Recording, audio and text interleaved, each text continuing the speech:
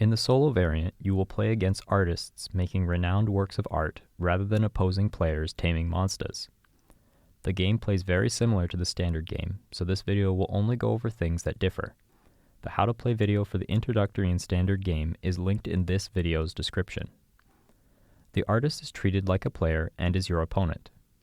Set up the game normally for one player, then designate a space for the artist's team next to you, and place a shelter next to it to act as the artist's shelter. The artist has a supply, shelter, and team, but does not have a path, vicinity, or discard. During the draft phase, instead of doing a draft, you simply receive 5 additional cards from the draft deck.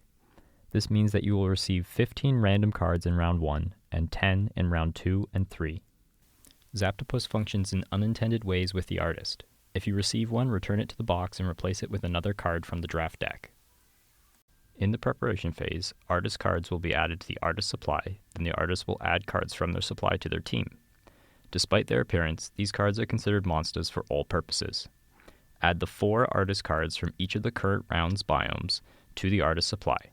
If you are following along with the introductory game, and you did not do this in the first round, you will also need to add 4 Paths of the Torrent artist cards to the artist supply at this time.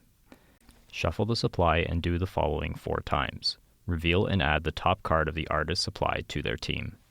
If the card you added has a tamed ability, activate it now. Whenever the artist would need to make a decision, the player makes the decision for them. Whenever the artist receives wisps, the wisps come directly from the wisp supply and return to the wisp supply if they are discarded. When cards on the artist's team are discarded, put them in the game box, removing them from the game. Once 4 cards from the artist's supply has been added to their team, you play your preparation phase as normal. Unlike in a regular game of MonstaTama, you may look at the artist's play area at any time.